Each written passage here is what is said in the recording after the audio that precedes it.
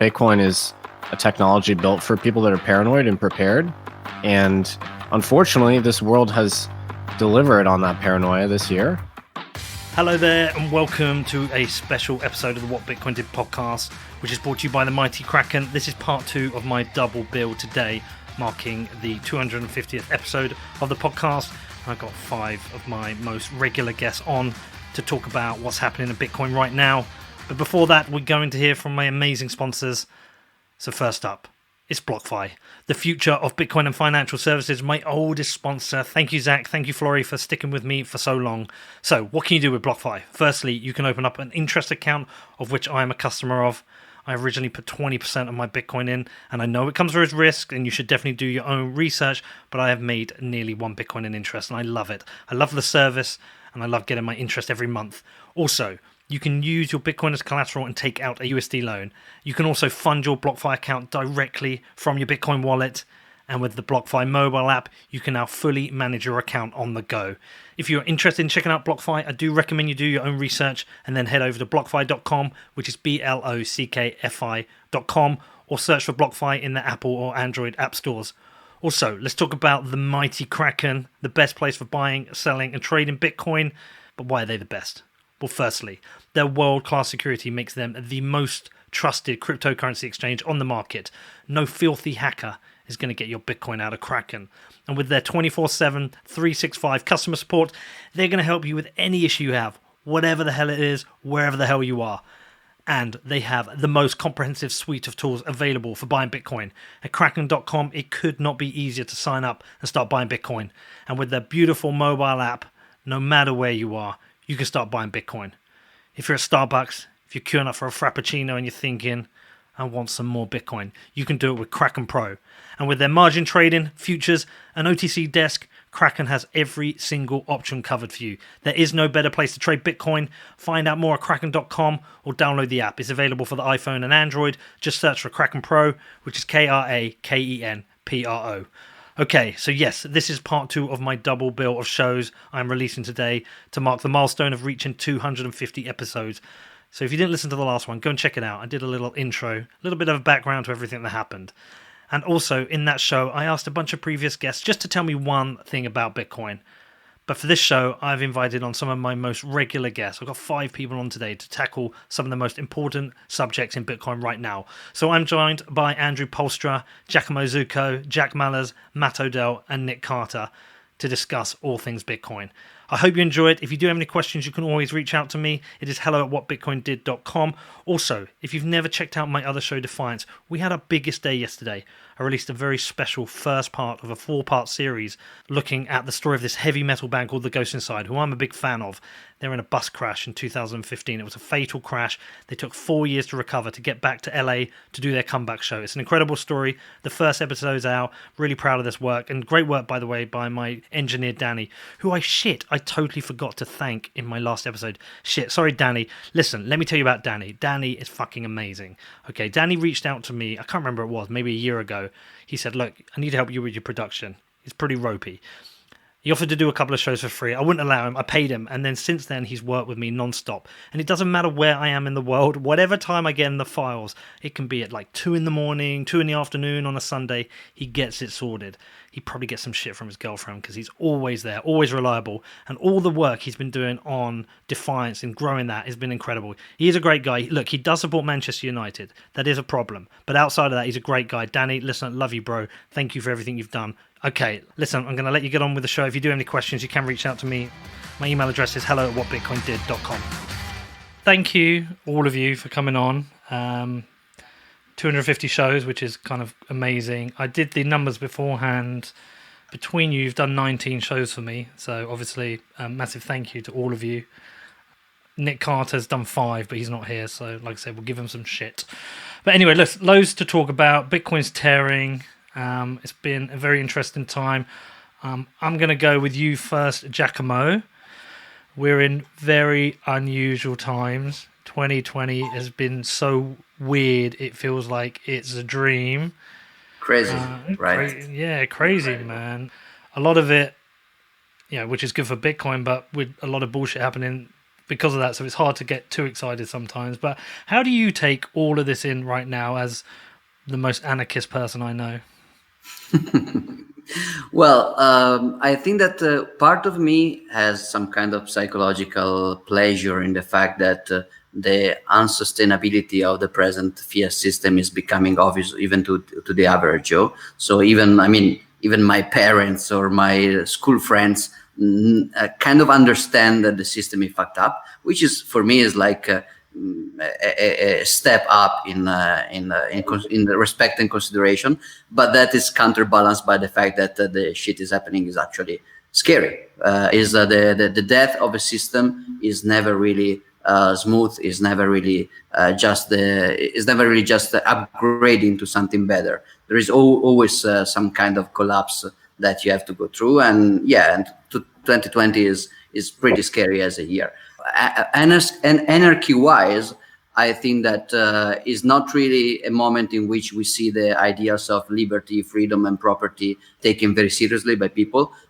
People is clearly the pars demonstrans, the criticism toward the current system is becoming very, very clear. Everybody's kind of unhappy and angry with the current system. Everybody knows that the current system is unsustainable. The problem is that the alternatives that are being proposed are not, strictly speaking, libertarian. I think people is just oscillating between like Soviet communism and crazy fascism. But you cannot change if you don't get out of the status quo. And the difference between me and the pre-Bitcoin, the no-coiner anarchist that I was in 2012, is that now for the first time I see not just an ideal to follow and some logic to explain, but I see some instrument, some tool to make things better. And of course, that tool is Zax Bucks, my new shitcoin. What about you, Andrew? Like, you're the freak amongst us. As we sit out and fight on Twitter most days, I mean, Jack's not often there. Jack sometimes comes in and says hello, but like, you're not even on Twitter. Do you even know what's going on in the world? So sometimes people send me messages like about Twitter, like on Signal. I'll receive Signal messages as Twitter links, and then I'll try to open them and it'll say, "Oh, JavaScript disabled. You're not able to read this." But I can maybe guess, and then I ask them, "What does Twitter say?" So I do read Twitter, but I ask people to read Twitter for me and send stuff. And I understand that, yeah, there's a virus now. So I don't know like what it's called. I'm not sure. So I understand that might be affecting the price. And that's my hypothesis, is that perhaps whatever this virus thing is, it might have something to do with the Bitcoin price. But I'm not sure. I don't know a lot of these details. I'm not a scientist. I'm a mathematician. Well, you just need to stay in your bunker and keep coding, man. What about you, Matt? How you doing, man? We've had some battles this last couple of years. You well? Thanks for having me on again, as always. Just to echo what Giacomo said, like, I think a lot of no-coiners or Bitcoin deniers would like to group Bitcoiners into this camp that we are rooting for collapse, that we're rooting for chaos. That it can't be farther from the reality. The reality is that we see chaos coming. We see the potential for chaos, for the potential of collapse, and we think people should have an option. That people should be prepared, and they should have an option, a way out to try and minimize those negative, effects. Jack, man, how are you? Yo, congratulations, buddy. 250. Yeah, thanks, buddy. A lot of hard work. Did a few, including the Malice family, including getting a little bit stoned at your mum's house once and popping in for Christmas and getting a steak from your mum, which was awesome. How have you been, man? I'm good, dude. I'm good, hanging in there, just like everyone else, trying to survive the year. Yeah. Well, listen, you're the youth amongst us here. How do you make out what's going on with everything in the world right now? I agree with previous comments. I think what's interesting is, as Bitcoiners, we've all seen this coming. You can rewind any of our interviews, and we've probably hinted or predicted some variation of this.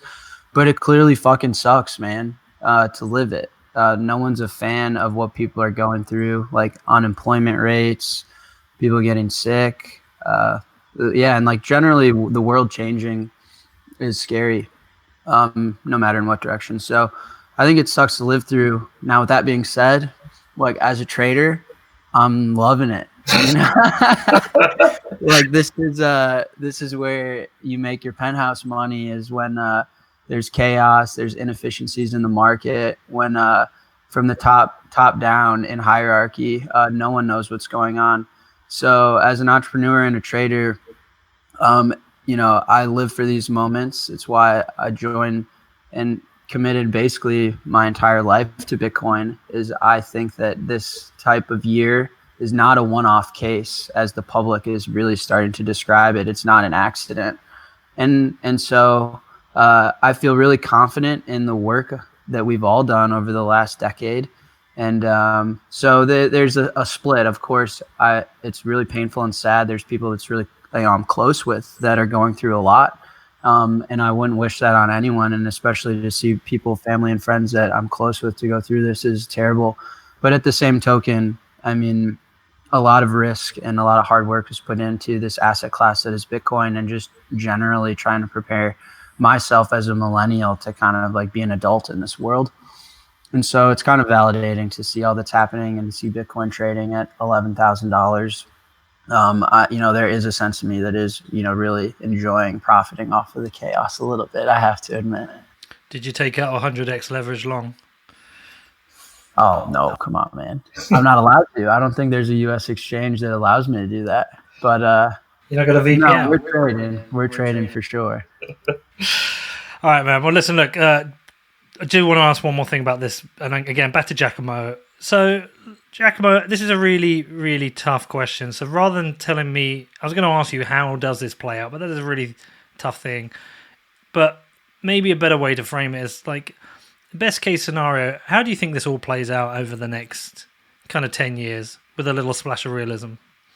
Well, best case scenario and splash of realism are a little bit conflicting requests here. I think that realistically, we can expect the political world to just do more of the same. So things that are not that new, like manipulation of the stock market to try to keep. I mean, now you can see companies that are in Chapter 11 and their stocks are just trading higher in the stock exchange. It's something that is the same old trying to pump the stock market by printing money, but the levels that we reached are unprecedented at least in this phase of human history. Then you have like the reserve requirements for commercial banks going to zero. It's like every discussion about politicians losing control of the monetary leverage for manipulating and sustaining the sustainable bubble of the fiat economy is just coming to its redazione. So the point that makes it difficult to make a prediction is especially the timing.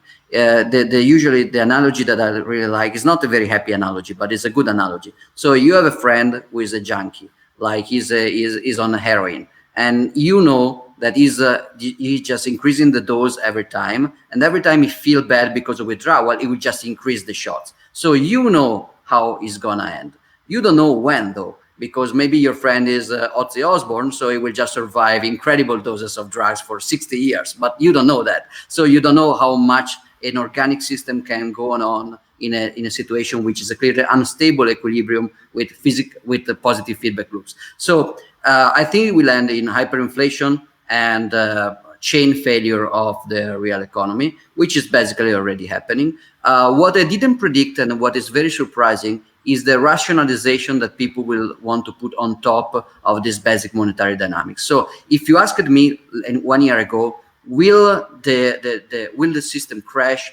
I will have said probably yes. If you ask me, will the system, how will people explain the crash? I would probably have answered you, well, they will finally understand that the monetary manipulation was unsustainable. That's not the case. People will create a very strange narrative in order to support the chaos that is arriving. So it could be a medical narrative, it could be a racial narrative, it could be a geopolitical narrative, maybe a new war or something like that. And that stuff is seriously unpredictable. So I think we are going to see the collapse of the central bank standard policy in a matter of a few years at this point. I'm trying to challenge this catastrophic view. But I mean, how can you realistically imagine a situation in which they can kick the can down the road for 10 years? Can you see that? I cannot. No, maybe not. Andrew, were you about to chip in there? Yeah, I think so. I think you're being. I think maybe your time frame is too tight, Giacomo. So when you talk about there being like hyperinflation, when you talk about the inflation increasing right now, this is true in terms of monetary supply. You're certainly right that we are printing money at just unprecedented rates, and we have been for the last 10 years. But how that translates into price inflation, like the cost of ordinary goods and services, and this has really been a surprise to me, but it seems like outside of a few key sectors, which are real estate inside of big cities, healthcare in the US, and education and very popular universities, outside of those three sectors, we've seen like the price of consumer goods, the price of like retail appliances, the price of food and stuff, has actually stayed flat or even lowered. And we see central banks that are worried right now in the immediate term about deflation and price deflation, to be clear. Certainly not monetary supply deflation. Although with this current pandemic, there's been such a demand collapse that we're seeing a lot less lending, and so the monetary inflation that's caused by fractional reserve is also contracting. So you're actually seeing a bit of a monetary supply contraction, and I appreciate that's just this year while we're having this pandemic. And if we're talking about a 10-year timeline, I mean, certainly we're going to be long past the local effects. But even before this year, it seemed to me that we weren't having as much price inflation as I expected. And I've been surprised by that. And I don't know how to square that with the sort of logical inference that all of this rampant money printing is going to cause an imminent collapse. It just seems like it's not happening, or it's not happening on the timeline that we would expect, or it's not visible in the ways we'd expect. Well, one of the suggestions could be, sorry, Peter, if I just answer to this and then I leave it on. One of the suggestions could be export of inflation. So especially looking at it from a US point of view, because the dollar is the base, the pillar of the monetary system, there is a lot of exported inflation with the fact that the dollar is the base of most of the international commerce. So you can print here, but then you export the price inflation in consumer good outside, because that's the way 60%, I would say, of the economy goes. And then the second point is that you're right, there are key sectors in which is like the money which gets printed is not like no strange attack. People is mostly receiving that in order to buy stocks to pump the market. So what you're seeing in the stock market is clearly consumer good inflation, but this particular consumer good is stocks, is just stock exchange shares, basically. So it's probably like a very localized cantillon effect that enters a specific market, inflates the price there, and then it's trapped there because liquidity is very low, but then eventually can break free. And if it does, people who bought stock are not forced to keep stock forever with the money that they received at a negative interest. Well, one of the things I don't really know or understand, and I'll put this to you, Matt, is that, like, I listen to someone like Giacomo, I completely agree with him. I see the potential collapse of central banks. I mean, we're starting to see this with the collapse of currencies in smaller countries, high inflation in Turkey. And we could see this kind of chain reaction effect. We could even potentially see hyperinflation in the UK or the US. People are saying it could happen. What I don't know is that, does this move us to a place where we have a more responsible monetary system that follows it? Or do we just do the same again? Does the dollar get devalued? Does the pound get devalued? And we just carry on the same road, and on the way we pick up a few more potential Bitcoiners? Well, I mean, to be clear here, I'm definitely not an economist. But to echo what Jack said earlier, one of the cool things, one of the positive elements of this current situation is that really no one has any idea what's going on. This is all new territory. Even the specialists are trying to figure it out. So there are a lot of inefficiencies in the market. There are a lot of opportunities out there for people. What I would say is, I think if Bitcoin didn't exist, then we would end up with more of the same. Right. And the beauty here, one of the reasons I devote so much time to Bitcoin is because individuals will have the option to opt out of that. And I think nation states and governments and, just the powerful people around the world that have co-opted governments, they will begrudgingly come along eventually.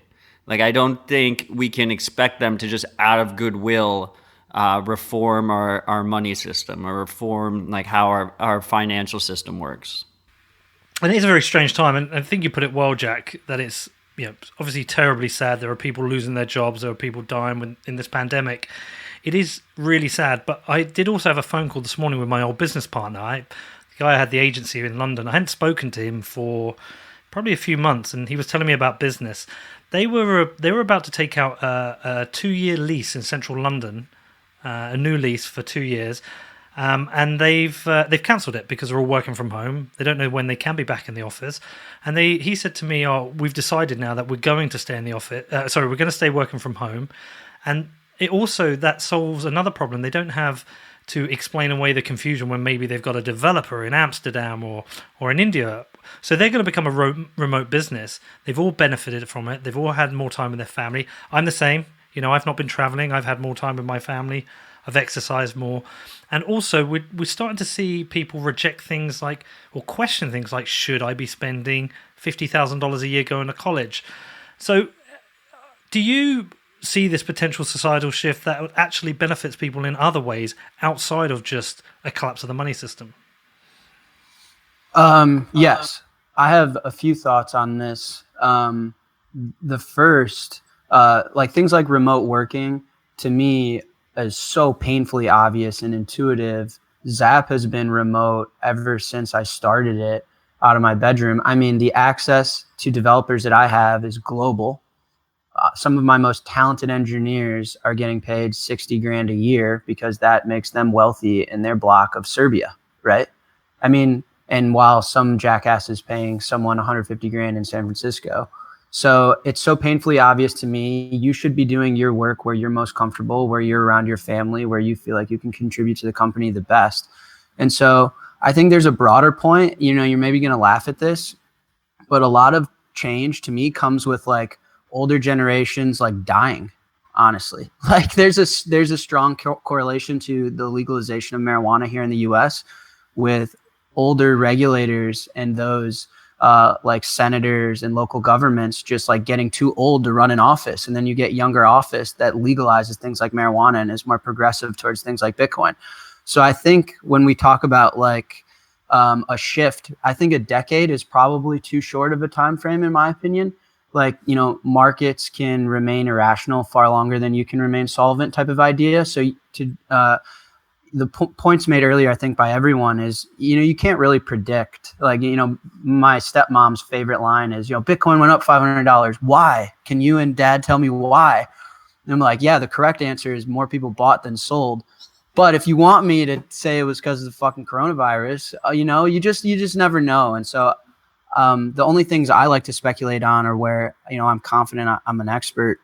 So I think in the next 10 years, Bitcoin will be $1 trillion asset. I can tell you that confidently. But outside of that, I don't know. I think the world will probably slowly change as old people that don't like pot, that don't like Bitcoin, that are angry, they'll die.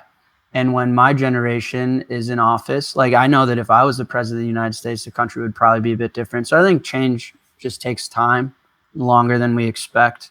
Are you announcing the campaign, Jack? Because this would be a great part of the show. I mean, yeah. I mean, I can't vote for you, but I would. If you think, like, for me, I have such a interesting view on a lot of this stuff, and not unique though. I mean, there are plenty of people my age, but all the kids that I'm friends with, we look at the world very differently than a lot of people I argue with on Twitter. Bitcoin to us is very native. Like, we grew up in the internet. I've never written a check before. I've never had a credit card. I've never been in debt. Like, the concept of like me going to the bank and like just like borrowing, like it doesn't make sense to me. Like, Bitcoin's so native to me. Whereas contrastly to, people my dad's age, we argue at, dinner parties and such very frequently. So I think it is like really a coming of age. Is the speculative question, do I think that the older generation is going to come around to Bitcoin before they die, or are they just going to die And then, that's like kind of my point. If that's, that could be like a really weird, unique point. But I think, like the world can remain irrational for, 50 years or so. Maybe I'm still using the US dollar when I'm 80 years old. I have no idea. But I can confidently say in the next 10 years, things like remote working and, Bitcoin being $1 trillion asset, I'm very confident in things like that. But outside of that, speculating on, if we're going to enter a Bitcoin standard or Bitcoinization, I think you might as well have a glass of whiskey with that conversation. You're just fucking around. Yeah, it is a funny time because, when I was growing up studying history, we studied some important events that happened. We studied the French Revolution and World Wars, and I kind of felt like all the cool shit had happened in the past, right? And I was just living in a time whereby, we just live this normal time. We've got past all the crazy stuff, and now I'm looking at 2020 and I'm thinking, no, we are living in one of those times that will be, taught in history. And whether it's 2020 as a specific year or perhaps it's this decade, I do feel like we're living in a kind of weird revolution, a kind of unique revolution. In some ways, this feels like the digital revolution, not the invention of the internet, where actually it's empowered things. And I feel like a lot of things are changing. Like my son asked to buy Bitcoin for the first time this week, and also said he's not going to go to college. He doesn't want to go to college. He doesn't see any point in it. And I just can't help but feel like we're in this societal shift. And I'm seeing you nodding a lot, Giacomo. Yeah, I'm nodding especially because I think that theoretically what Jack just said about old people and Bitcoin shouldn't be true, but practically is. I said that it shouldn't be true because I know that most people that were born like the half of the last century, they should be even more familiar than us with some of the things that Bitcoin represent. For example, all the regulations about the crazy mafia of KYC, AML, this crazy idea that you should incriminate innocent people before any crime is even committed, just to follow any private transaction. This is something very recent. It's like something starting in the 70s and really, really exploding after the Patriot Act in 2001. So my grandfather is dead, but my father, in theory, spent half of his life in a world where KYC regulation didn't exist. And it was just natural that you could just take your money out of the bank for whatever reason without giving any justification. And even if you talk about inflation, the dollar really went into the crazy ride without any peg with the dollar only in 1971. And like I'm in Switzerland now, I'm in Lugano, and the Swiss franc kept the peg with physical gold in the central bank until the end of the 80s. So in theory, there is a lot of old people that should remember a world that was way less crazy about inflation and surveillance than the world now. So maybe Bitcoin could appeal to them from the monetary fundamentals of more. I mean, Jack said that he's not getting any debt, so he's basically doing like what our grandfathers were doing, saving and investing instead of borrowing and spending. So it's something that is getting back in a way, but probably they don't understand anyway, because while the monetary fundamentals are actually turning back with Bitcoin a lot, the technological instrument is so alien, so exotic for them that they just don't get it. Like, for example, some very positive things coming out of this lockdown craziness are for sure remote working, but especially homeschooling. I think that many people started wondering what the hell I was doing, paying all that money to sending my kids to read stuff that is just outdated compared with stuff on the internet. So I think that the homeschooling fallout of this situation will be huge, and that's positive, I think. Welcome, Nick. Sorry I'm late, guys. I'm half an hour late, which is pretty unforgivable. No, it's totally forgivable. So what do you think on everything we just discussed? I think Andrew Poelstra made some really great points. I hated what Giacomo said. Matt Odell's got a pretty cool hat, so it sounds like he said something sensible. So we started off by just saying, look, crazy fucking year. 2020 has been just gets weirder and weirder. Even yesterday, having what looks like the biggest bomb that's gone off since the Second World War just adds to this year and how terrible that is. But it's a very, very strange year. Very good for Bitcoin, but like not always easy to enjoy because there's a lot of suffering going on. But we're kind of at that point where we're thinking about, or really I was posing the question, is that there seems to be some quite interesting societal changes coming, not only with money, but people reconsidering college, or Giacomo mentioned in there homeschooling, and maybe there's like a geographical change to work. A lot of people are going to work from home now. So how do you, Nic, take all of that in, and what's your interpretation on this year so far? Yeah, I mean, Bitcoiners get accused of having this, like, I don't know how to say the word exactly, eschatology, like eschatological doctrine.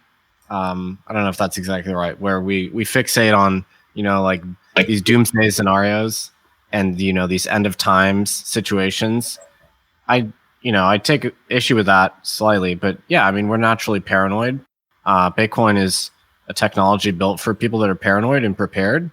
And unfortunately, this world has delivered on that paranoia this year. It's getting more chaotic, and I don't expect it to get any less chaotic for the foreseeable future. I think a lot of us see it as we're at the nexus of a really significant historical transition from an era that was, Pax Americana. We're in the waning days of the American Empire, and the world's going to get a lot more dangerous and destructive in the next decade or so. And there's a monetary transition happening, which is obvious to anyone who's looking at the stats.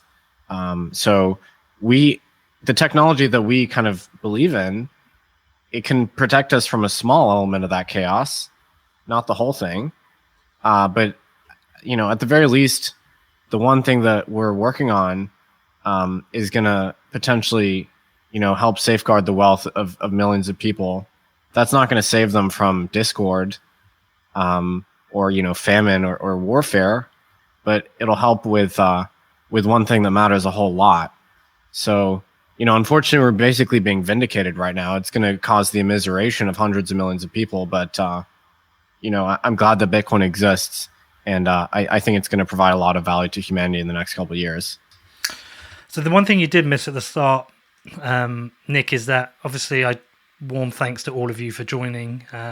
It's 19 shows between you, of which, Nic, you've done 5. I think you're up there as like one of the most regular guests. So massive thank you. I couldn't have done this without the kindness of your time. And what I did do is, and it wasn't like just randomly picking all 5 of you as well. I picked you just for different subjects. And Nic, I picked you because a lot of your analysis is very interesting, especially with regards to the markets. You corrected me on something on Twitter the other day. Thank you. I asked Jack to come on because I want to talk a bit about Lightning. I got and Andrew on to talk about the tech. I wanted Matt to talk about just like the hardcore Bitcoin stuff, and got Giacomo on just to do the weird bits. And so I appreciate you all coming on. But we should work through some of this, because when I started the podcast, it was back in November 2017. I'd only been in Bitcoin properly for 8 months and experienced a bull market and S2X and a lot of crazy stuff. And now I've been through a bear market. But it would be good to cover like some of these issues. So we're going to start with you, Andrew. Can we get a bit of a tech update? Obviously, the big thing happening at the moment is Taproot. Most of what you're going to talk about, I'm not going to have any idea what it's about. But I did see some rumblings on Twitter about Taproot, something to do with Taproot nodes spamming non-Taproot nodes. And so can you give us an update on what's going on here? I can give a bit of an update. So I can tell you that in the last month, we finally, as a community, started thinking about Taproot activation. So this is something like technology-wise we've been developing it for quite a while, arguably since the beginning of 2018. I hope it might have been 2017. But there's now there's an IRC channel, there's a Telegram group talking about activation, and there's a tremendous amount of activity. And this is kind of unlike any, and I'm not sure what analogy I can draw to earlier activation scenarios in Bitcoin. Taproot is, in terms of the scope of it, is maybe bigger than anything that we've deployed except Segwit, but it's like maybe 10% as large as Segwit. It's actually fairly well contained because we're just creating a new transaction output type. If users want to use this output type, they can. This gives them all the extra Taproot features, and if they don't, they can sort of just look at it, say, oh, those outputs are probably fine, and just look the other way. That's how a soft fork works. Whereas in SegWit, we were changing the transaction format, right? We were moving witnesses out of the transaction, which meant that the peer-to-peer layer had to change, and there was all this extra data that needed to be hung off of all these transactions. And so the result was that SegWit was not only very difficult to deploy for all the usual reasons that coordinating and deploying the fork is to deploy. It was also scary to deploy because the peer-to-peer network was changing in like kind of a fundamental way, and it was changing the way that transactions were propagating, which is scary. If you screw that up, if transactions don't propagate, you have the potential that like forks appear or something. And even if everybody agrees on what's a valid block and what's not, they might not agree on what transactions they've seen, and then you have chaos. And fortunately, that didn't happen with SegWit. But what's nice with Taproot is that we don't have that risk. Like that's not a risk category that we have to think about here. So you might think that this would be like one of the earlier changes, like introducing OpCSV, say, which is a way that you can make coins so they're unable to move until they're a certain age, for example. That's like a fairly minor, very narrow localized change that there wasn't a whole lot of argument about. There wasn't a whole lot of discussion. People kind of agreed it was a good idea. Some people who had the ability and understanding to deploy it around the network did. Nodes more or less updated, didn't think about. What's new with Taproot is there are so many people who care about this. It's really fantastic, and this is a really good thing about Bitcoin. But like, for example, 6 or 8, oh, wow, this year, okay, a year ago, Steve Lee and a few other people organized these Taproot workshops. The folks at Bitcoin OpTech, which publishes a tech newsletter, organized these workshops where you could do these Python notebooks. You sign up for these workshops, do this Python notebooks, like work through all the tech details of Taproot, create Taproot transactions, see how they would look on the network, all that good stuff. And Steve asked me and Peter and Greg and a few people to come help up with this. And we were expecting to get like 10 or 20 people to sign up, and like all the usual suspects in IRC. And instead we got like 150 people. It was incredible. It blew us away. We had 150 people. We had to split up the workshop into like multiple sessions. And I physically went to a couple of these because we didn't know about the virus yet. It wasn't just those of us who aren't on Twitter. Like everyone thought it was cool. And I went to a few of these, and people were really engaged. It wasn't even like they were like showing up and like kind of sleeping in the background. And not doing anything. People were asking good questions. We actually iterated a fair bit on the design because of the kind of stuff people were contributing. So, to answer whatever your specific question was, which I've now long since forgotten, there's so much activity now that I actually don't know the specific. Every day there's a different specific issue that people are talking about. And in general, the impression I get is that there is a lot of activity and a lot of people who like notice something and then bring up a concern, and then other people reply, and then there's good discussion, productive discussion. But there isn't controversy, right? There isn't like people saying Taproot is a bad idea, or this is a fundamental flaw, or like this is really going to change things, or like this is really going to break things. It seemed like all of the activity is basically excitement and positive iteration. And where you see people concerned about technical problems is maybe that they get overexcited, or maybe that we need to change something. But like, it's not this isn't like some fundamental clash of personalities or clash of visions or anything like that. It's just technical iteration that's surprising because it's happening on such a large human scale that so many people are doing it all at once. So, and just to be clear, for like a moron like me who has no idea what he's doing, when Taproot activates, I won't really know, right? It's just this benefit in the background within Bitcoin, but for most normal users, they just will have no idea. Yep, that's exactly right. What you will find is that going forward, there will be slightly less pressure on the fee market. The privacy story will be slightly better. There will be some things that you can do on Bitcoin that will feel like they're just like iterative improvements, but in fact, there were some certain limits in the protocol that no longer apply in Taproot that make that possible, or make it tractable to compute, or make it tractable to program. Because there's some stuff right now in Bitcoin that is so complicated that even though we know we could do it, everyone's scared to. And Taproot has some simplifying things that make us less scared. Very cool. So as an end user, it's just going to look like progress continues as usual. But actually, there's a bunch of barriers to technical development that won't be there anymore. Go on, Jack. Of course, Peter, you should also update your node, and I know a lot of Twitter friends that will help you with that. So just ask, and a lot of people will generously help you with the updating of your node. I'll update all 3 of my nodes. I mean, I reviewed the Taproot code last week, spoke to Matt about this. I had a look at the Taproot code, and I was happy with it. Good. No, I really appreciated your comments, and that was right. some clever cryptography you developed. Actually, like the protocol is much more efficient. I didn't find anything wrong with it, so we're good to go. What about you, Jack? You want to chip in there? Yeah, I just wanted to ask Andrew, as long as I have the luxury of like being on a call with him. Yeah, this is pretty sweet. So a lot of the noise about for old nodes to update to like what people are calling this Taproot patch, which would avoid some type of spamming. But it seems like those that are yelling about this and characterizing it as like quasi like in the family of hard fork, because it's in the sense encouraging and almost requiring people to update. Isn't that like severely disingenuous for a lot of reasons? But I think it'd be cool if you just touched on that, because it seems to be a lot of the public conversation coming from what is historically malicious people towards Bitcoin. And for the listeners of the podcast, I personally would love to hear you touch on it, but then also probably would be nice to clear that up, for those listening, because I've seen it on Twitter now like 10 times. Cool. So I'm not sure I can give you like a nice, like, this is disingenuous kind of soundbite, but I can give a bit of nuance to this, which is whenever we do an update like Taproot, we think a lot about technically how we'd want to deploy an update. And sometimes there's an update mechanism that's particularly elegant or clean or reliable or something that we find that would go much better if nodes had other updates to the way that they propagate transactions, or the way that they decide what goes in their mempool, or the way they manage their denial of service limits, or the rules for banning peers and stuff. It would be nice if we could propagate transactions in a certain way. Today, you can't do it because we have denial of service rules. So wouldn't it be nicer if the network were such that we didn't have those rules in our way? And so you see something like this, where in order to update in a way that we would like to for technical reasons, we maybe need nodes to update their software to have slightly different transaction or peer validation rules. And if people don't update, then okay, fine, we'll just have to find a different way to deploy Taproot that's maybe a little bit less clean and so on. And if people don't want to update to Taproot, certainly, I mean, that's their prerogative.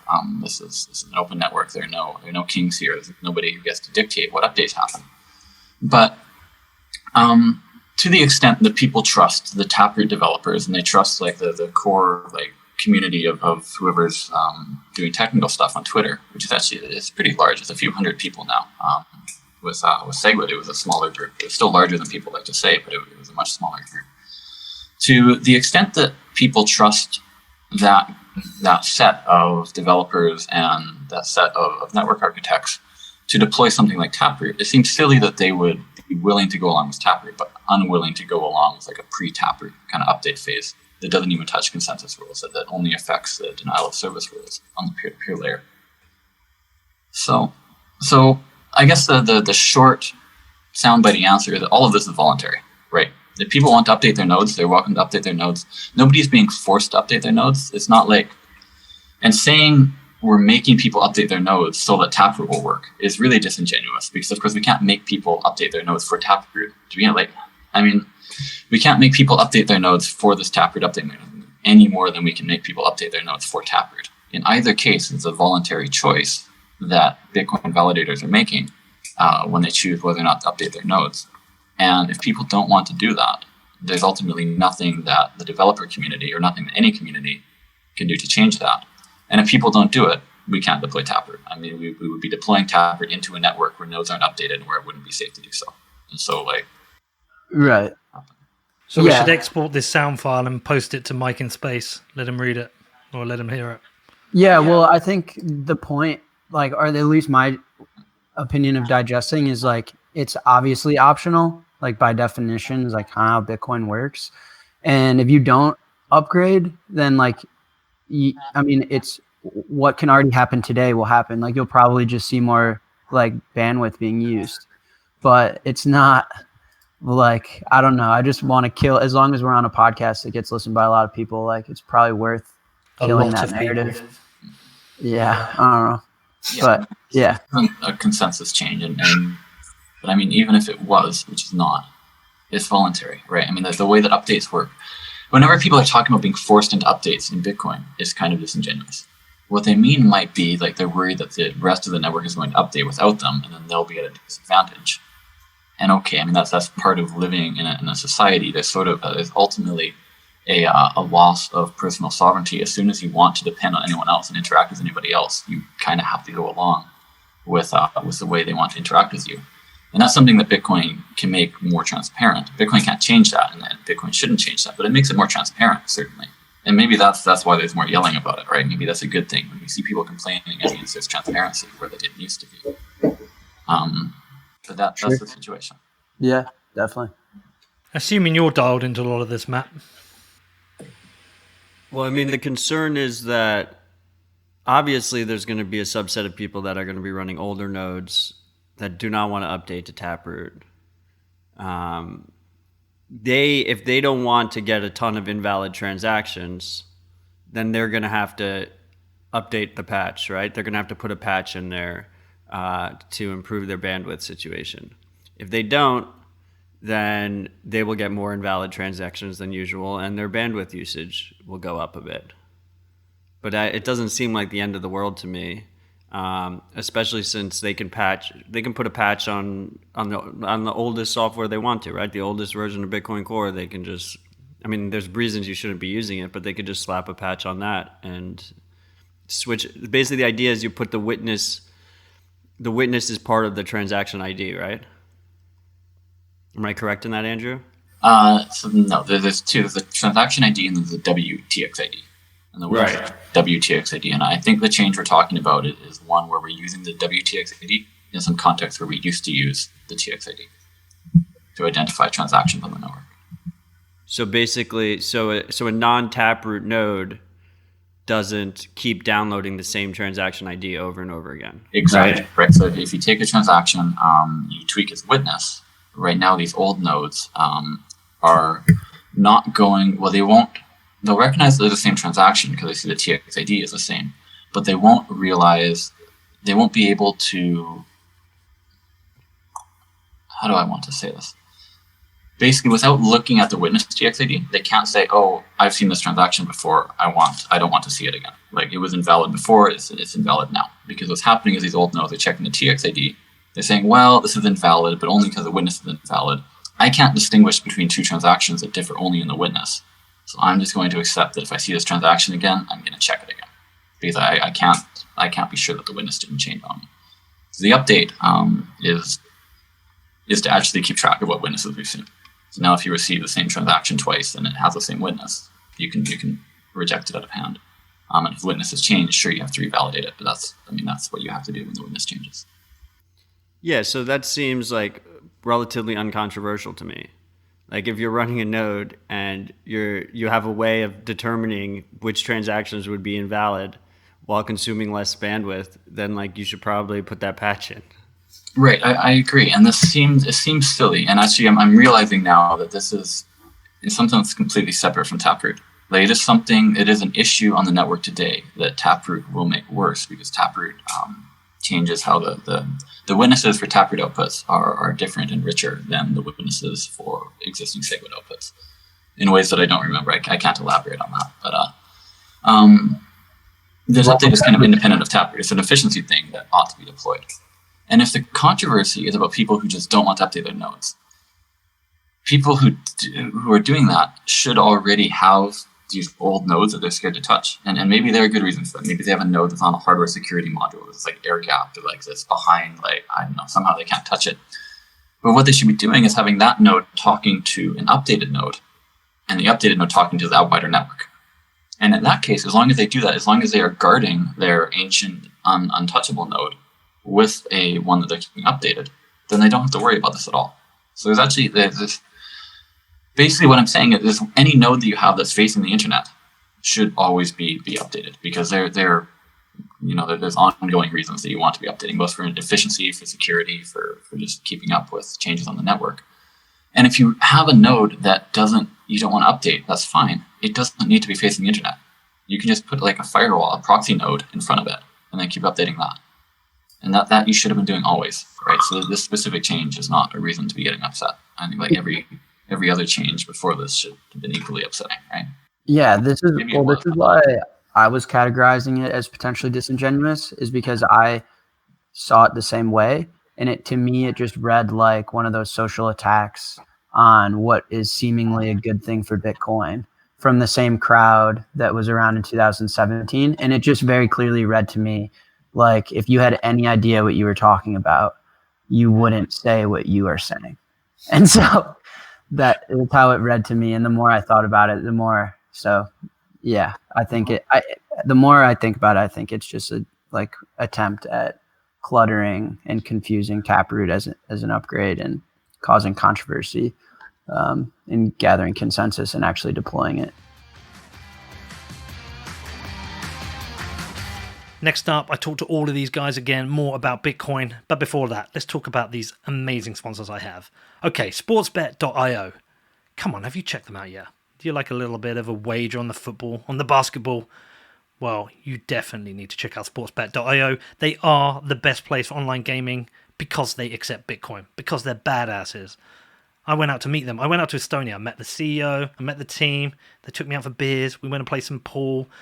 It's really good to get to know them. And I found out when I was there, they're not just accepting Bitcoin. They actively promote it. So you definitely want to check out sportsbet.io. And with the football about to finish, we've got a few more games left. We've got the European football to finish.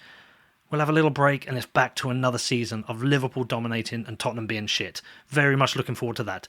So to close out the season with the Champions League and the Europa League, Sportsbet have a number of challenges that you can complete to earn more Bitcoin. If you want to find out more about that, head over to sportsbet.io/promotions. That is Sportsbet, which is sportsbet.io/promotions.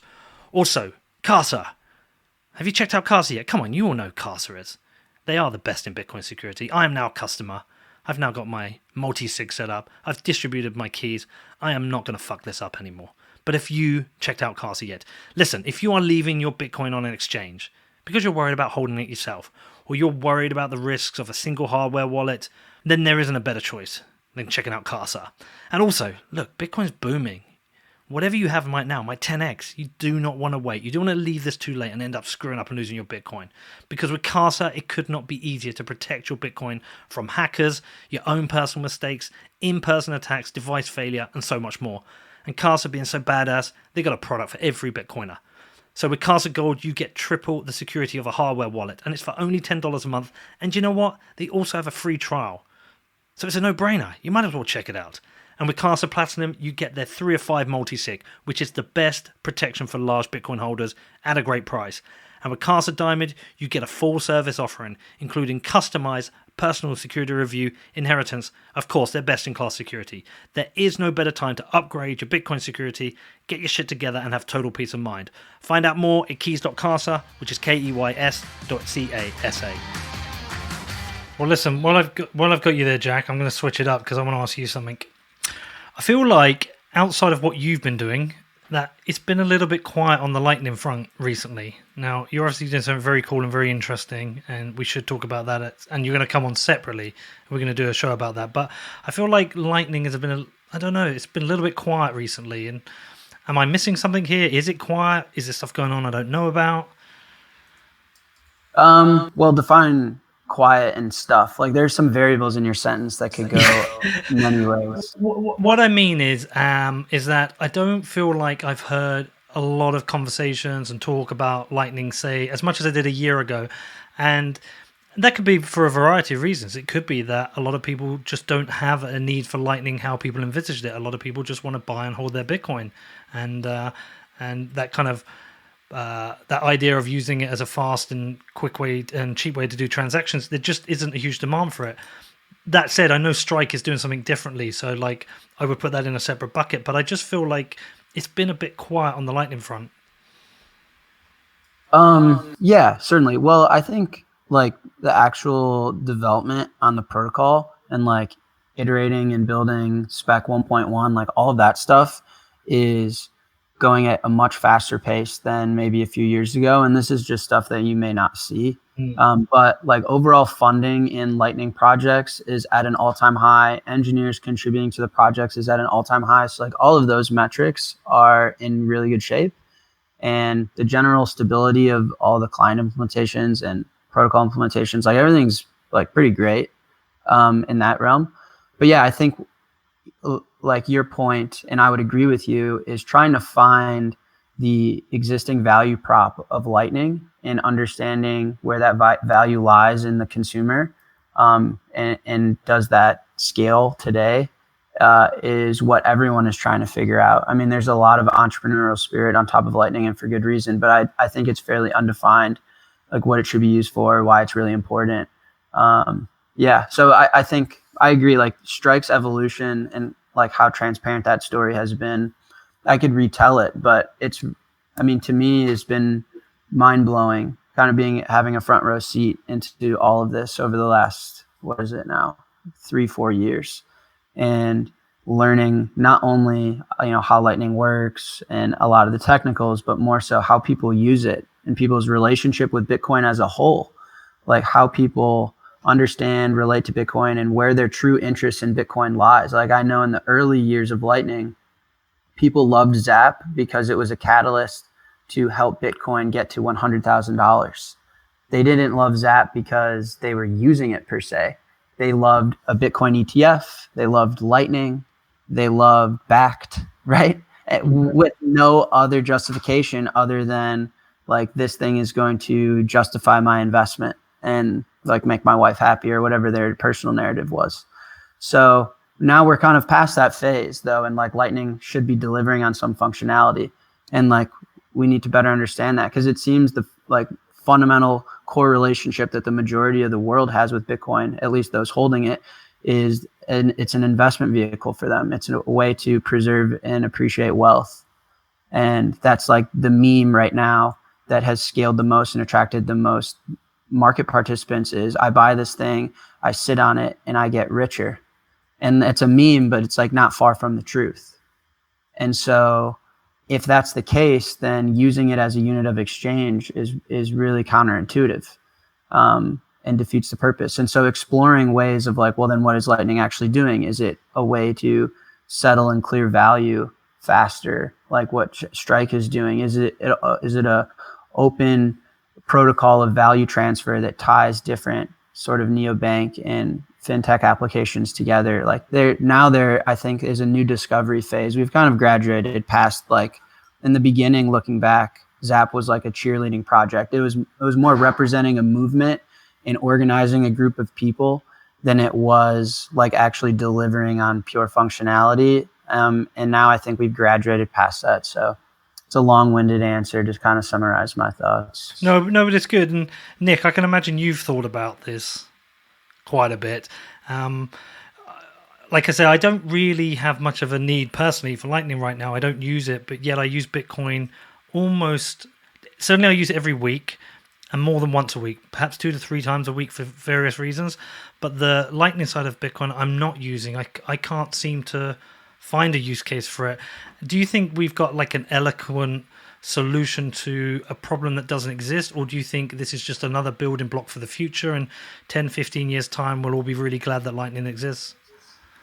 Well, I think Lightning typifies the way that I know that people said Lightning would be Bitcoin's scaling mechanism, but I think more to the point, it kind of typifies the culture of Bitcoin scaling, the underlying philosophy, which is registering as little information to the chain as possible and deferring settlement effectively. I know some Lightning enthusiasts would disagree with me that Lightning is deferred settlement, but taken in the broader sense, initiatives like Lightning, Liquid, and any of the contract elements that we would get from Taproot, which involve registering less information to the blockchain, that is how Bitcoin scales, just by packing more transactional density into each byte that has to be saved.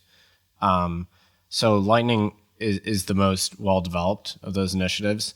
I think the reason it hasn't seen as much uptake is just there fundamentally isn't really a culture of retail payments in Bitcoin beyond what enthusiasts do.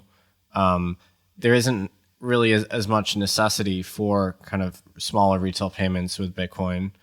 To me, base layer Bitcoin is like a wholesale settlement network, analogous to FedWire or the clearinghouse interbank payment system in the U.S. So that it's like this core settlement infrastructure, and my guess is that we're going to get layers and layers on top of it, of which Lightning is probably going to be it's the first and the best developed at present. But Bitcoin retail payments don't really satisfy a need that lots of people have right now. So it's not that surprising that we haven't seen more uptake on the retail payment side. I think Saifedean has a good quote about it. He says, using Bitcoin for retail payments is like driving a Concorde down the street to get groceries or something like that. So it's fine to me that there hasn't been a huge amount of uptake of Bitcoin for these smaller retail payments, and that it's primarily used on kind of a utility basis for settling larger amounts of value. That kind of makes sense.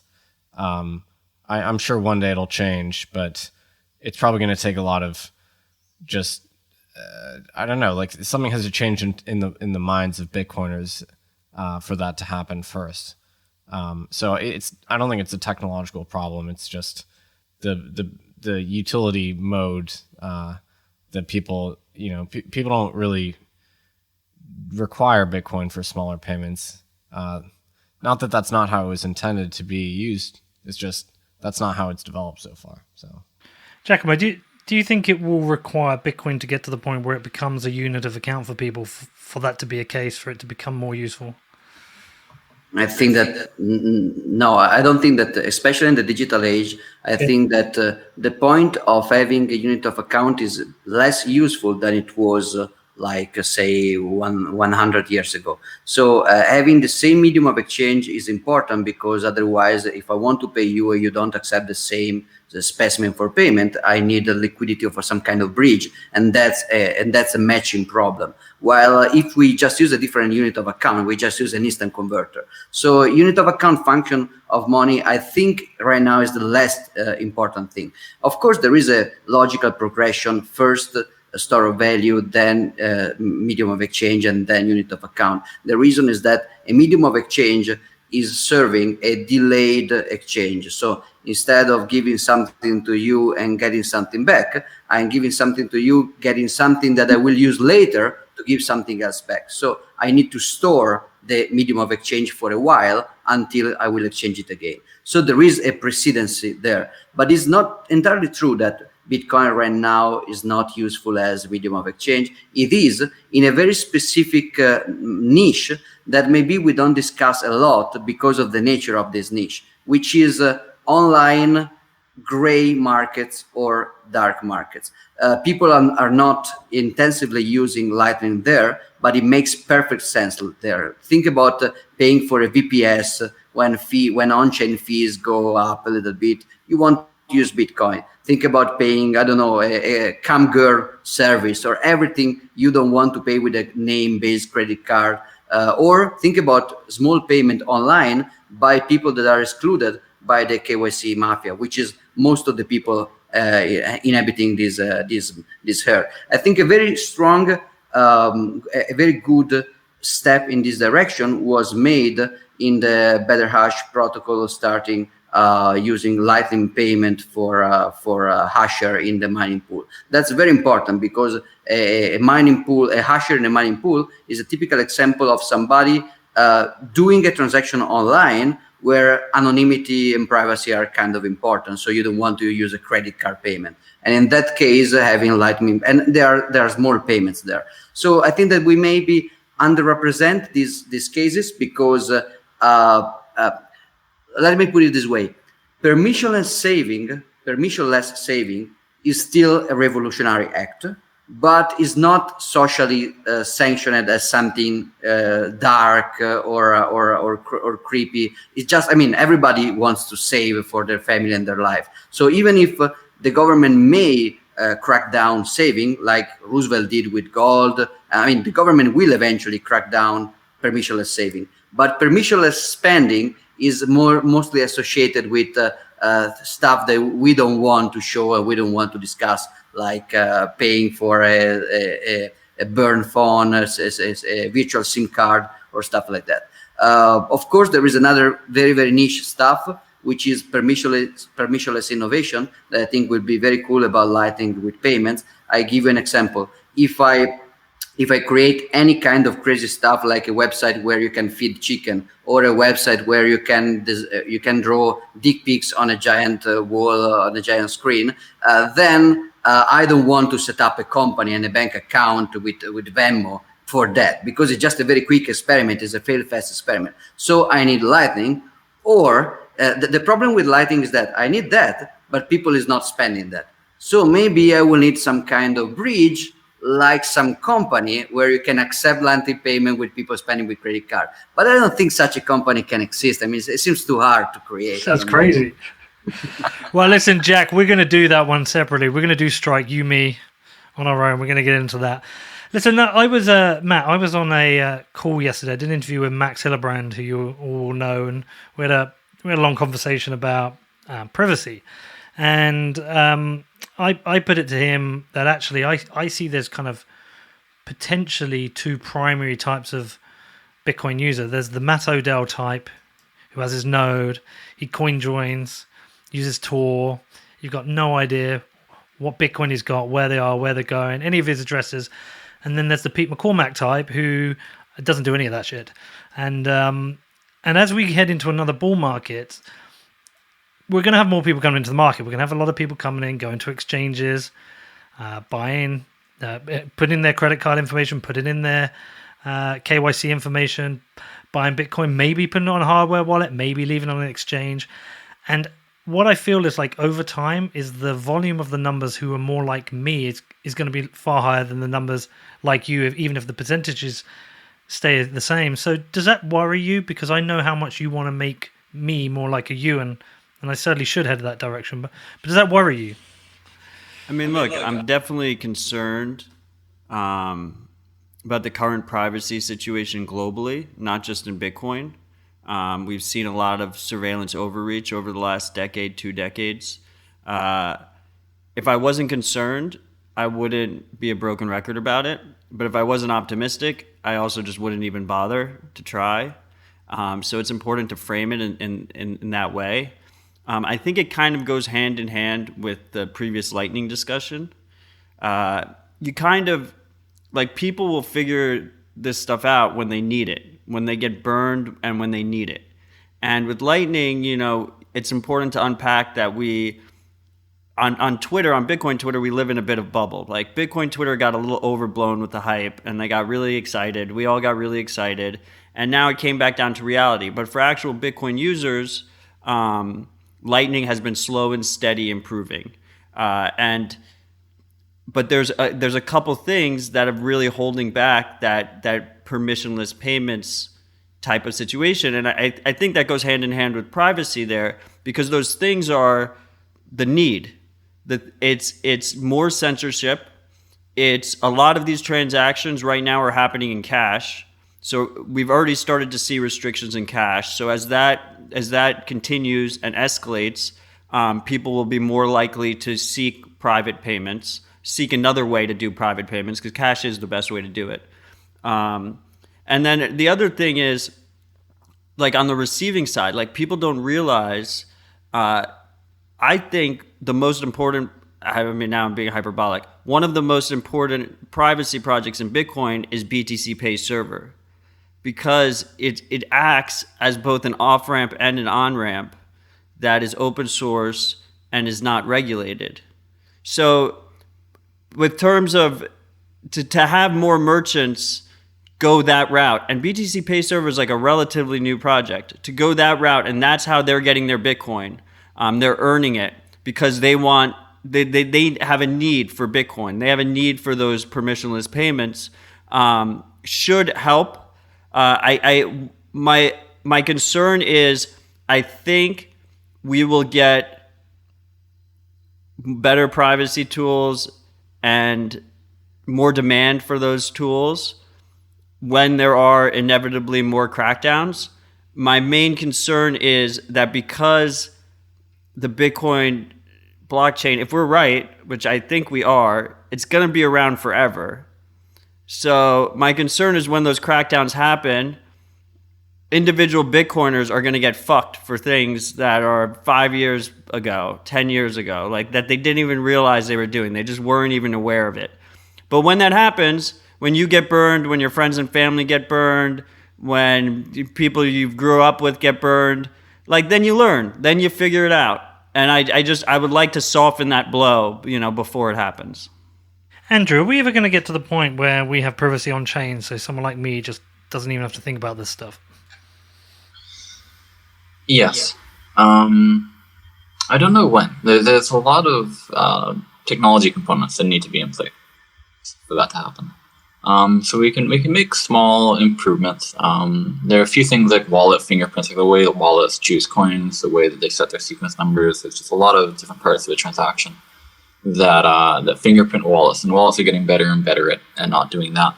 We're seeing more development and uptake on things like Join Market or Wasabi Wallet. We're seeing Lightning wallets do a lot to improve the on-chain privacy story just by moving stuff off-chain. Taproot will do a lot for hiding the nature of Bitcoin scripts. So right now in Bitcoin, you can tell whether or not a coin represents like an escrow or it represents like a movement into liquid, or if it represents like some sort of weird complicated contract, or if it represents a lightning payment, or if it represents a multisig or whatever. Taproot will, in the most common case, make all of those things look indistinguishable. So then all that wallet anti-fingerprinting work will really complement that, where not only can you not tell whether somebody's using like Electrum, or if they're using like Mycelium, or people still use Mycelium, or if they're using Bitcoin Core or whatever. You also won't be able to tell if they're using Lightning even, or if they're using some like, they're using BitGo or something where they have a weird script associated to it. But what we really need for privacy is, well, one is that we would like to be able to hide the amounts of all of our transactions. And we have a few ideas of how to do that, but none of them right now have the right set of trade-offs for Bitcoin. We have confidential transactions that we've got deployed on, I guess, Liquid, and then Monero has it, and a few other systems have it. The problem with confidential transactions is that it changes the cryptographic assumptions of the system. It means the soundness of the currency supply is now dependent on the hardness of some cryptographic computational problem. And we actually know that that specific problem, the discrete log problem, is broken by quantum computers. So we know that there's like an expiration date on that kind of stuff. So we don't have a great way. We have a few ways, but no good ways to hide the amounts. And then going beyond hiding amounts, what we really want is to be able to hide the transaction graph in the same way that Zcash does. But as we know, Zcash makes some really bad trade-offs. This is not just like a bit of an efficiency hit and like a bit of some new cryptographic assumptions where they didn't used to be. This is like, first of all, you have this whole issue with trusted setup, and where you like try to distribute this trusted setup. You have a massive amount of code complexity and cryptographic system complexity that's difficult to analyze and reason about. And difficult to implement. We've seen issues with the implementations, like not having constant time code where stuff needs to be constant time, and other things like that are very straightforward if you're working on something that's simple, where you can like hire a bunch of auditors and where you can get like an off-the-shelf cryptographer to do what you're doing, rather than needing to hire like the 3 people in the world who wrote the paper who represent this. With Zcash, we also see a huge performance hit. Like it's impossible to make a shielded transaction on like any hardware wallet today, or even a hardware wallet that I can really imagine. If you tried to use like a ledger or a Trezor or something to produce these zero knowledge proofs, it would take hours. Like you would have to have this little hardware device. It would probably even overheat, like just churning through all this. So there's a lot of research and development that needs to happen to make systems exist, to let crypto systems exist that could be used in Bitcoin to get on-chain privacy. And then there's a lot of development work getting that from does a crypto exist to does a crypto something that we could actually implement and deploy and audit and vet and convince anybody that it's legitimate. And then there's an issue of like, how do we deploy that on the chain? So we will get there one day. Like, and then that's sort of the dream. That's the end point. That's, the shining city on a hill that we're all sort of slogging towards. But in the meantime, as I mentioned, there's a lot of small things that we can do that are really improving the privacy story. And I think probably Lightning is actually the biggest one, just moving stuff off chain, and getting us to a point where we worry about like real-time privacy, about like timing attacks and stuff. And then we can think about using Tor, we can think about using higher latency mixnets and stuff, and actually make some leeway, rather than thinking about how are we going to make data private when we're publishing it on the blockchain permanently forever for the next 100 years. You know, that's a much harder thing to do, right? That's hard. But Lightning lets us move into the easier realm. So, Giacomo, I can't believe we wouldn't talk about privacy and surveillance without you chipping in. Yeah, no, I was actually going to ask a question to Andrew about another development, which I think there is some, like, not embarrassment, but some shyness about recently when I tried to ask about it and push it, because it seems very challenging, very complex. So right now, the problem with the transaction graph is that you can assume as an heuristic that most of the outputs will just go to the payee, the single payee, and that's not true only in case of batching from big exchanges, but mostly it's one change for me and the rest to the payee. And you can assume that all the inputs are coming from the same people, if that's not a pay join or a coin join. And these are fair assumptions, not because of technologically, these are wrong assumption, but economically they are realistic assumption, because people are just it's just easier to have a transaction which is not a coin join or a pay join, and it's easier not to batch if you are not an exchange. But there is one specific protocol change that was discussed with Taproot initially, but then understood that it was postponed because it's changing the validation rules more aggressively, which will be cross input aggregation. So Taproot allows you already to just sum up the signature of a multisig, so you can blend any multisig with normal single sig transaction. But if you could aggregate cross input, the effort will be, especially with a high block space fee environment, the effort will be people strongly economically incentivized to coin join and to pay join. So that means that people, for example, I have to pay. If I wait to coordinate with Peter and Jack and Nick and Matt to pay Andrew, then I can get probably a discount up to 30% of my block space fee, because witness is very heavy, and we can just sum up the witnesses and publish just one and basically discount the transaction. That will be huge for pushing the coin join stuff. So usually when I ask if there is, I understand that that's more aggressive than Taproot, so that's the reason of the delay. But it will also be probably more urgent than Taproot may be to incentivize usage of the transaction graph that are not trivially addressable, like one payer, one payee. So that's my. Isn't cross input aggregation a very big deal? Yes. I was going to ask the same question as well. Yes. I could see it on the tip of your tongue, Peter. So yeah, I mean, everything you said is correct, Giacomo. But as I mentioned, I guess very early in the call, I mentioned that the scale of Taproot is very small relative to something like Segwit. And cross-input aggregation moves us closer to something that is a much larger scale. And what we've seen now is that the community, that there's so much input from people, even on like deep technical aspects of these sorts of changes, that even something on the scale of Taproot is now getting so much detailed attention that that there's actually a lot of value in looking at all of these things in detail, and value in keeping the scope narrow. Because if we had the kind of attention we have on Taproot on something that was twice as large as Taproot, it would probably take twice as long. It would have twice as much iteration and bike shedding and stuff. And in fact, the change for the Lightning network, sig hash no input, which allows the Lightning revocation transactions to have a much smaller size to not grow as payment channels are used, whereas now they grow, the set of transaction grows linearly. That we had to move out of Taproot into like a parallel proposal. And I think it is actually a parallel proposal. So with signature aggregation, where we landed was that because even we, meaning me and Peter and Greg, who this is sort of our brainchild, because even we kept getting surprised by the interactions between this and other parts of the system, we felt like it just wasn't yet at a level where we could run this through the development and review gamut and expect it to come out in a reasonable time frame. So it would absolutely be much larger. And I think it's a really big deal because it would, you're right, incentivize people to obfuscate the transaction graph in ways that they are not incentivized to do today. But it's just not something that we could get alongside Taproot. It's unfortunately something that if we want to get Taproot at all, we're going to have to deploy Taproot. And then once we've done that, we can circle back and try to come up with a signature aggregation proposal, having had a couple of years of looking at the way that it interacts with blind signatures and the way it interacts with other things. Yeah, Matt, did you want to? I mean, I would love to see signature aggregation.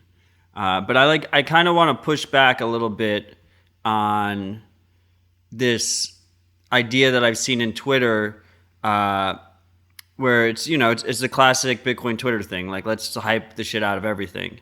My concern is, and I think it's a reality, I think it's just, I don't know, physics or something, is that privacy will always be the more expensive option. It'll always be the more difficult option. You will always have to go out of your way to try and achieve some level of privacy, especially in the level of our surveillance state that we currently have. It goes beyond Bitcoin. It is something where people are revealing addresses, they're revealing IP addresses, connecting them to each other, and these little mistakes can then screw you. And especially if we're talking about like a high fee environment, I see, what do I see? I see people preferring to consolidate all their UTXOs to reduce their future fee burden. And even if when you make a transaction, making a coin join batch type of transaction is the cheaper option, the cheapest option is just not making unnecessary transactions, right? And to just consolidate it all. And maybe Lightning switches up this element a little bit because you do like batch transactions, these coin join type of transactions into open and closes, and you keep the majority of your funds on Lightning. But then, we have other concerns there in terms of basically keeping your funds hot all the time. In an environment where it's very hard for people to be private online. Well, yeah, just to clarify, I think that we were specifically talking about on-chain privacy, so chain privacy. Sorry, Andrew, I was overlapping with you. Because I think that the on-chain part of privacy is something that this evolution will address and mitigate. But then there is a network part of the privacy problem that this solution will actually make worse. Like already now, if you are on Lightning Network, you are in the worst case scenario, you are revealing your IP address. In the best case scenario, you're just giving out an onion, but is maybe the same onion to everybody paying you. So it's not a general privacy improvement. It's a chain analysis privacy improvement. The distinction, I think, is that chain privacy may be more systemically important, because with network privacy, people will suffer individually. So you have a local suffering. You screw up, you get punished, you get some retaliation. While with this chain analysis narrative that is building up, every coin is traceable, every coin is unfungible, you create a more systemic fungibility problem. So you are completely right, Matt. Off-chain paradigm will not solve privacy, but it could transform chain privacy problems into network privacy problems that are better because they are more local and a little bit less systemic, I would say. Alrighty. Well, listen, Nic, you came late. I've got something I want to ask you. It's been a very interesting year for Bitcoin price-wise. I think last month was the second highest month close on record. It feels like a good time for Bitcoin. It feels like it is for gold. It feels like there's a lot of rampant money printing, which is driving interest. But also, it felt like we were due a bull market anyway. We've been in this bear market forever. I know you do a lot of like analysis of various bits of on-chain activity. Like, how are you reading it at the moment? Well, one thing I would say, I mean, I don't do a lot of like price talk or moon talk or whatever, but if you look at the appreciation in the last couple months here, I'd say a lot of it is due to the devaluation of the dollar as opposed to the increase of Bitcoin in real terms. So it's probably worth including a CPI deflator in your Bitcoin price analysis. So what that means is like you might have a better denominator to better assess the actual performance of Bitcoin. You might want to substitute gold as your denominator instead of the dollar, because the equation could be due to the fluctuations in the numerator or the denominator.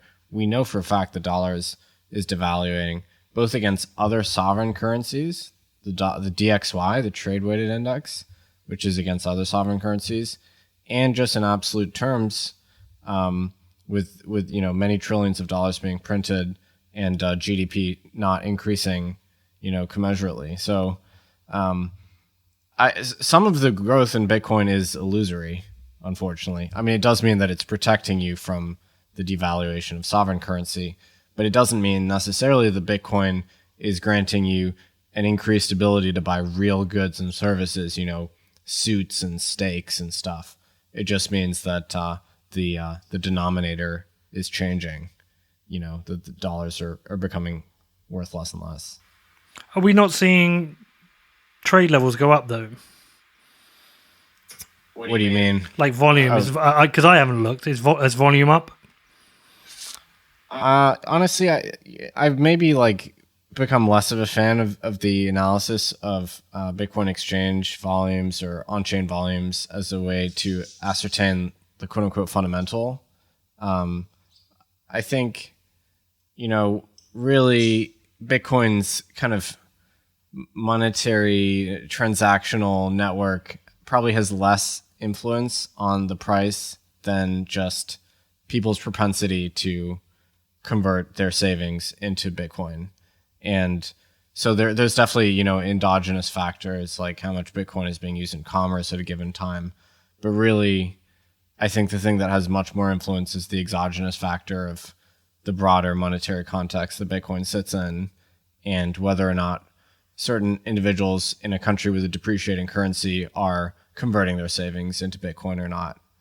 And, we know that's happening. Obviously, there's plenty of data points that tell us it's happening. People are moving into Bitcoin, progressively converting their savings into Bitcoin. But yeah, I think, fiat currency failure and devaluation is going to be the main driver of Bitcoin as opposed to this kind of endogenous growth. All right. Well, listen, look, I've taken up a bunch of your time, a lot of your time over the last couple of years. I do have a couple of closeout things I want to do with all of you. I'll start with you, Jack. I've done 250 episodes.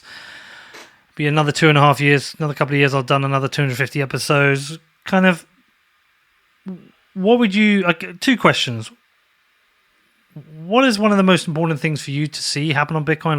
What are you really interested in seeing? And then give us some kind of prediction for when we sit here in another 2.5 years and do this. I don't think there's a right or wrong answer here. Nope. Maybe privacy.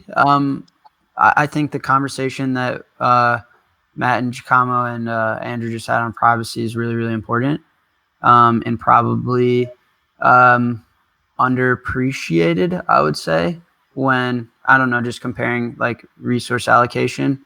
But I also, at the same token, would love to see an ETF, which is a different conversation. But I'll stick with privacy. I think Bitcoin development, we've seen an uptick in open donations and funding engineers in 2020, which I'm really excited about.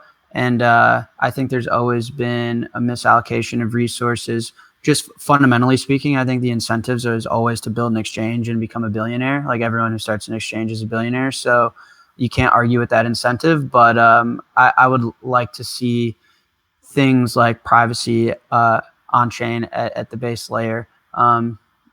Would be great if I had a magic wand. I would maybe that'd be one of my top picks for sure, an ETF.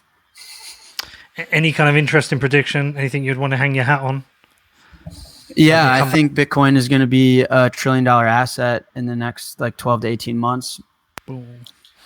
I'll Matt. hang my head on that one. Yeah, all right. I'll hold you to that one. Matt, what about you? Same two questions. Got to follow up a nice conservative prediction from Jack over there. I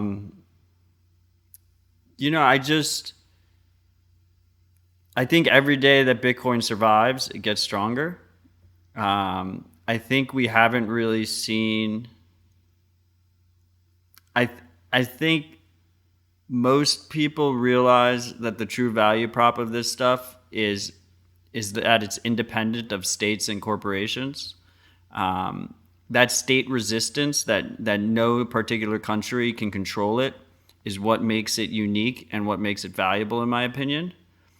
So I think something that's really important to watch is, in particular, the biggest states, the U.S., China, Russia, the most sophisticated ones, how they respond to it. Because the longer Bitcoin grows and survives without like a very sophisticated attack against it, the better off we are.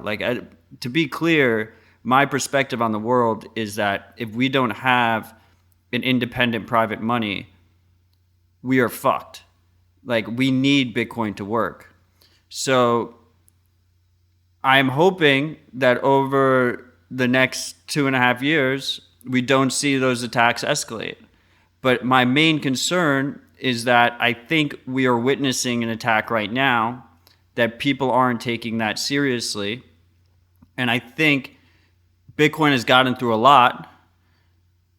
And now that it's gotten through so much, our biggest vulnerability is individual user privacy. Because if you want to attack this system, the best way to attack it is the individual users of the system.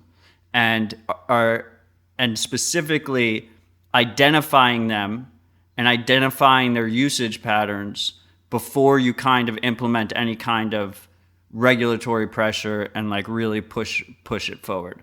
So I'm just hoping I think we can just skate by. That would be the best case scenario for Bitcoin. I think we pump regardless.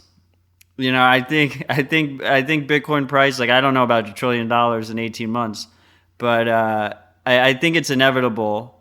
I just hope that when we come out the other side, it maintains its independence, and that it is a way for people to opt out. Giacomo, to you as well. Yeah, I think that Jack cheated here because he didn't say $1 trillion of current purchasing power of the dollar. So now he is not only playing in the Bitcoin team, but also in the Federal Reserve team, which is very powerful. So there may be some cheat there. But anyway, I think it's pretty reasonable, especially because Team Fed is very, very, it's great. It's doing a great job, even better than Team Bitcoin could even imagine. So I think that we all agree that privacy is kind of a big deal, especially because there was a Bitcoin Milan meetup a few years ago where there was Peter Todd talking, and he made a great analogy between two kinds of danger: the fire danger and the mercury danger. So the fire danger is fire can hurt people, but it's it's not good, it's bad, but is a better kind of hurt because people immediately feel the suffering, and you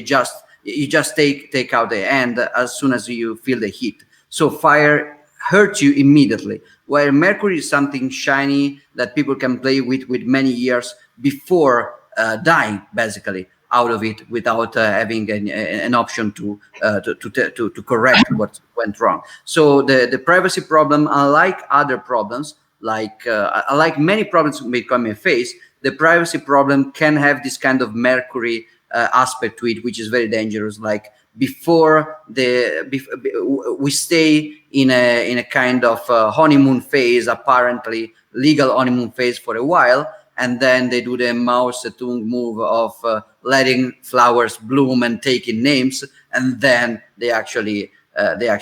So yeah, I totally agree with Matt that that's the exciting part. And the other exciting part is just my shitcoin pumping even more than Bitcoin. Zaxbox will be $2 quadrillion in 2 months. Nick, I'm going to move to you, and then we're going to give Andrew the final word. So the question is, what do we want to see happen with Bitcoin? And Is that the yeah, first question? and one prediction. One prediction. Okay, so want to see happen with Bitcoin. Some of you guys might not like this. Matt might not like this, but I'd like to see more accountable Bitcoin banking. So basically, we have a set of financial intermediaries that custody people's Bitcoin and they provide financial services. And I don't see that going away, quite frankly. What I would like to see would be for the community to hold those entities more accountable. Proof of reserve is it's the most basic element of that. But basically proving that you're solvent to your depositors. And I think if exchanges don't do that, it's going to be forced on them by the state, which would be much worse, right? So I'm pro the kind of self-regulatory measure here, as opposed to the reactive response from the state once they finally realize what's going on and that there's enormous consumer protection issues. So I also think that exchanges, they're not very creative in terms of what they give their depositors, what the financial service they provide to them. They could be doing a lot more. We could see the emergence of Chaumian banks built on Bitcoin. We could see stable coins built on top of Bitcoin. I'm sure people would find that interesting. There's probably even ways to do that in a permissionless way, quite frankly. So I would like to see more vibrancy there. And I know that's not in like the core Bitcoin ethos, but it's fine to me that there is this more financialized Bitcoin market where credit is created, as well as the more cypherpunky gray market where settlement is final, 100% of the time. I think those are going to coexist. My prediction would be, Bitcoin lives in this kind of broader macroeconomic context, for better, for worse. That macro context is clearly degenerating in front of our very eyes right now. So I think in the near term, we're going to see a lot of sovereign debt crises, probably in Latin America, but maybe in Central Asia, maybe Southeast Asia. The world is absolutely encumbered with debt right now, and we're going to have to pay the piper.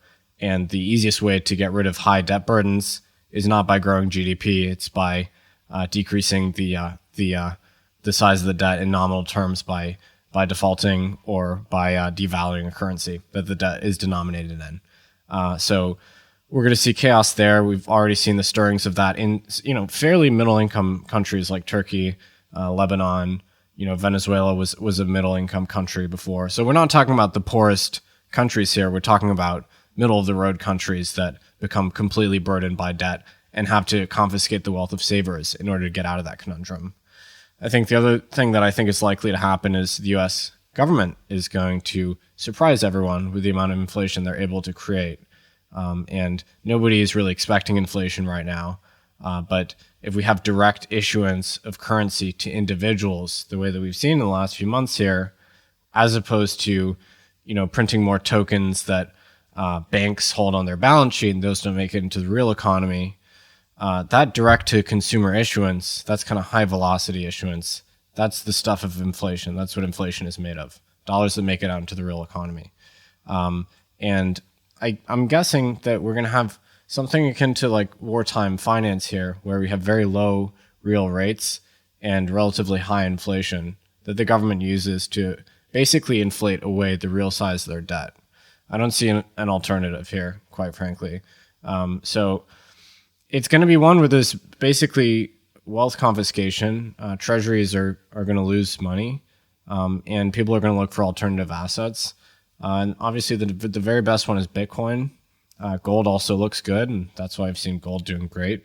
But yeah, I think inflation is going to surprise to the upside. Obviously, in developing countries where lots of these currencies are going to be destroyed, and then the dollar, which is going to be a pretty inferior product for the foreseeable future. So that's going to mean Bitcoin goes up in nominal terms at the very least, and probably real terms as well. All right, Andrew, you get to take us out. Cool.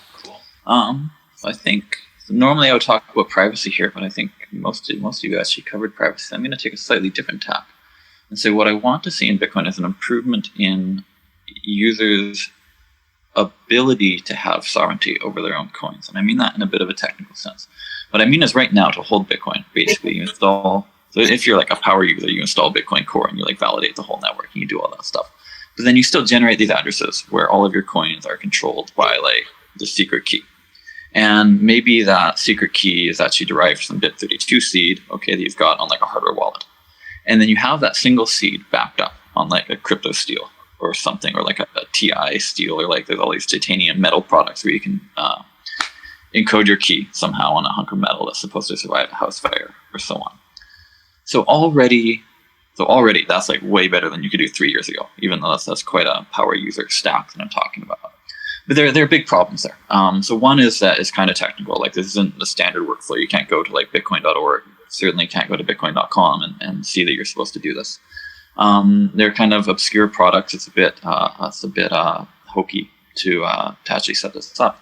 But then you just have this one key, right? You've got this this hunk of metal that you've got to keep, I don't know, like in a safety deposit box, or I've considered like etching these on the back of like light switch covers. Probably no one's ever going to look there, right? I'm just putting them around my house. But how do you split those keys up, right? You have this redundancy issue where you've got a single key where if that gets leaked, then, you know, your money gets stolen forever. If you lose that, then nobody has a key and the money's gone forever. So if you want to split that up, if you want to make it redundant somehow, right now there aren't really good workflows for doing that. And so what I'd like to see is an improvement on two fronts there. One is the ability to split up these keys. So if you control this key, you can make it redundant, you can add error correction, and you can have so there are multiple shards around the world. And secondly, it would be nice if we could have more ergonomic multi-signature addresses that ordinary users could use. So you have just like a 5 or 6 multi-sig like on the blockchain, and those 6 keys, then those correspond to different physical entities that you're able to store around the world. And so on the secret sharing and coding front, there's always all sorts of interesting projects going on there. And I think that probably over the next year, 1 or 2 of them will come out that people actually talk about, people actually use, which I have mixed feelings about. I don't like secret sharing. I feel like multi-signatures are the superior direction to go, but people want secret sharing. People kind of understand secret sharing, and it's great that people are developing it. It's much better than nothing.